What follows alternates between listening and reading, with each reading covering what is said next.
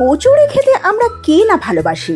আর কাল রাত থেকেই এটাই ডিসাইড করেছিলাম যে সকালে উঠে ছাতুর কচুরি বানিয়ে ফেলবো। যেমন ভাবা তেমন কাজ, বানিয়ে ফেললাম আজকে ছাতুর কচুরি আর অসাধারণ একটা আলুর তরকারি, কিন্তু কোনো অথেন্টিক রেসিপি নয়। তাহলে আমি ছাতুর কচুরিটা কিভাবে বানিয়েছি চলুন ঝটপট আপনাদের রেসিপিটা দেখিয়ে দিই।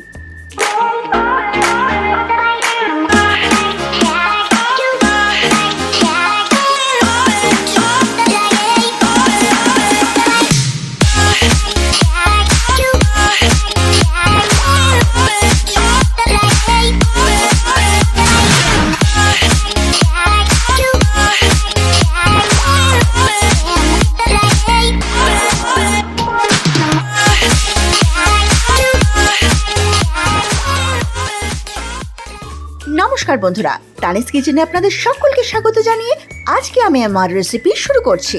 আলুগুলোকে আমি এরকম টুকরো করে কেটে নিয়েছি, তারপর প্রেসার কুকারের মধ্যে জল দিয়ে তাতে হালকা নুন দিয়ে ঢাকনা আটকে সেদ্ধ বসিয়ে দিয়েছি।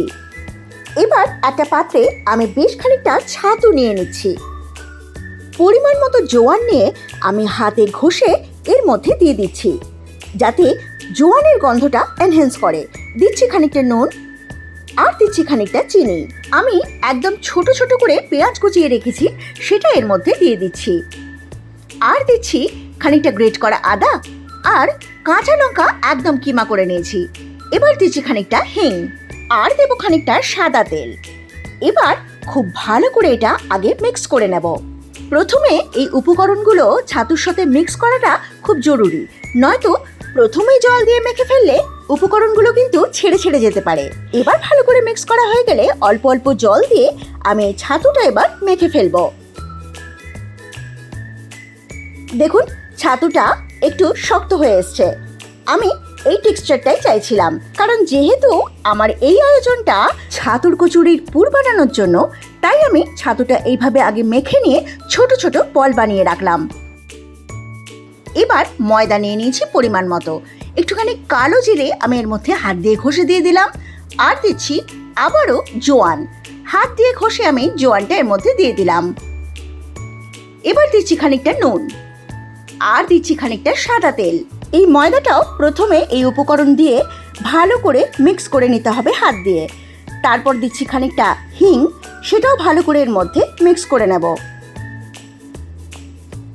এবার অল্প অল্প জল দিয়ে আমি ময়দাটা মাখবো।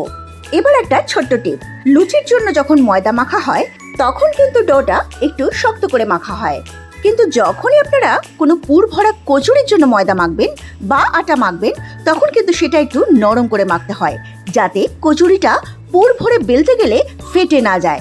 কথা বলতে বলতে ময়দা মাখা হয়ে গেছে, আমি একটু ঢেকে এটা সাইডে সরিয়ে রাখলাম। এবার দেখুন আলুগুলো সেদ্ধ করে আমি জল ছেঁকে এই বাটিটার মধ্যে নিয়ে নিয়েছি। এবার আমি আলুগুলো হাত দিয়ে ভেঙে ভেঙে এরকম ছোট ছোট টুকরো করে রাখলাম।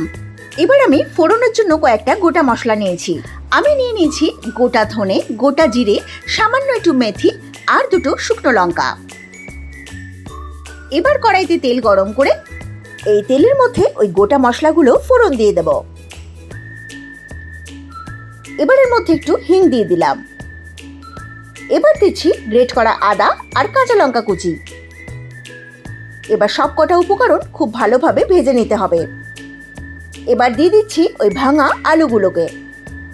খুব ভালো করে খুন্তি দিয়ে নেড়ে এই আলুগুলো একটু ভেজে ভেজে নিতে হবে। আলুটা সেদ্ধই আছে, খুব বেশি ভাজার দরকার নেই। এবার কয়েকটা গুঁড়ো মশলা দিচ্ছি, নুন, হলুদ, কিছুটা কাশ্মীরি লঙ্কা গুঁড়ো আর দিচ্ছি কিছুটা ভাজা জিরে গুঁড়ো। এই সব কটা উপকরণ দিয়ে খানিকটা জল দিয়ে দিলাম, কারণ মশলাটা পুড়ে যেতে পারে। সামান্য একটু উল্টে পাল্টে এবার জল দিয়ে দেবো আমি এর মধ্যে, কারণ এটা একটুখানি গ্রেভি থাকবে। কিছুক্ষণ আঁচে রাখার পর এবার আমি এর মধ্যে বেশ কিছুটা ধনে পাতা কুচি ছড়িয়ে দিলাম। আরও কিছুক্ষণ হতে দেওয়ার পর আমি এর মধ্যে ছড়িয়ে দেবো খানিকটা ভাজা জিরে গুঁড়ো। নামানোর আগে এই ধনে পাতা আর জিরে গুঁড়ো এই তরকারির স্বাদকে করে তোলে অতুলনীয়। এবার আমি গ্যাস বন্ধ করে এই পাত্রে তরকারিটা ঢেলে নিয়েছি। তরকারি তো কমপ্লিট, চলুন এবার লেগে পড়ি কচুরিটা বানাতে। আমি ময়দা মেখে রেখেছিলাম, সেটা লেচি করে নিচ্ছি। প্রথমে আমি লেচিগুলো একদম ছোটও করছি না আর খুব বেশি বড়ও করছি না, তবে অবশ্যই লুচির লেচির থেকে খানিকটা বড় হবে, নয়তো পুরটা ধরে রাখতে পারবে না। এবার দেখুন পুরটা আমি কিভাবে ভরছি। আমি এক একটা ময়দার লেচি নিয়ে এভাবে খানিকটা বেলে নিয়ে তার মধ্যে এক একটা ছাতুর বল দিয়ে দিলাম, আর খুব ভালো করে মুখটা বন্ধ করে আমি এইভাবে লেচির মতো গোল গোল করে রেখে দিচ্ছি। এইভাবে প্রথমে যে কটা বানাবো আমি সে কটার পুর ভরে আগে গুছিয়ে রাখছি। ব্যাস, আপাতত আমার পুর ভরা কমপ্লিট। এবার কড়াইয়ের মধ্যে দিয়ে দিচ্ছি সাদা তেল পরিমাণ মতো। এই প্লেটটার মধ্যে আমি খানিকটা সাদা তেল মাখিয়ে তারপর লেচিগুলো রেখেছি, যাতে লেচির এপিট ওপিট দুপিট একটু তেলে ভিজে থাকে। এবার দেখুন লেচিগুলোকে এক একটা নিয়ে আমি এই চাকের মধ্যে রেখে হাত দিয়ে একটু প্রেস করে নিচ্ছি, যাতে ভেতরের পুরটা চারিপাশে সমানভাবে স্প্রেড করে। তারপর আমি বেলতে শুরু করছি। আর যেহেতু ময়দাটা আমি নরম করেই মেখেছি, সুতরাং দেখুন বেলতে কিন্তু আমার কোনো অসুবিধাই হলো না। কারণ আপনারা তো দেখলেন ছাতুর বলগুলো আমি বেশ বড় বড়ই করেছিলাম, কিন্তু যে টিপসগুলো আপনাদের দিলাম সেগুলো আমি নিজে ফলো করেছি বলে আমি খুব স্মুথলি এই কচুরিগুলো বেলে নিয়েছি। এবার এক এক করে কচুরি আমি ভেজে ফেলবো। এবার আমার বন্ধুদের জন্য একটা কথা বলি, আমার ভিডিও অনেকেই দেখেন আমি সেটা বুঝতে পারি, কিন্তু ভিডিওটা দেখে এমনিই চলে যান। ভিডিওটা ভালো লাগলে অন্তত একটা লাইক তো আমার প্রাপ্য। আপনারা যদি ভিডিওটা লাইক করেন আর কিছু কমেন্ট করেন, তাহলে কিন্তু আমি এই যে কষ্ট করে সারা দিন ধরে ভিডিওটা বানাই, শুধু আমার জন্যই নয়, এটা প্রতিটা ইউটিউবারের জন্য যারা আমার মতোই গোটা দিন খেটে এরকম ভিডিও বানিয়ে দর্শক বন্ধুদের আনন্দ দেওয়ার জন্য আপলোড করছি। আপনাদের কাছে অনুরোধ, প্লিজ ভিডিওটা লাইক করবেন, শেয়ার করবেন এবং অবশ্যই খারাপ ভালো যাই লাগুক না কেন কমেন্ট করতে একদম ভুলবেন না। তবে যাই হোক, কথা বলতে বলতে কিন্তু প্রথম ব্যাচের কচুরিগুলো ভাজা একদম কমপ্লিট। এবার একটা প্লেটে আমি এগুলো সাজিয়ে নিচ্ছি। প্রথমে কচুরিগুলো দিয়ে দিলাম, তারপর দিচ্ছি একটু আচার। এইরকম আইটেমের সাথে আচার খেতে দারুণ লাগে। আর দিয়ে দিচ্ছি আজকের স্পেশাল আলুর তরকারি। তাহলে বন্ধুরা, আজকে আমার বানানো ছাতুর কচুরি আর স্পেশাল আলুর তরকারির রেসিপি আপনাদের কেমন লাগলো অবশ্যই আমাকে কিন্তু কমেন্ট করে জানাবেন।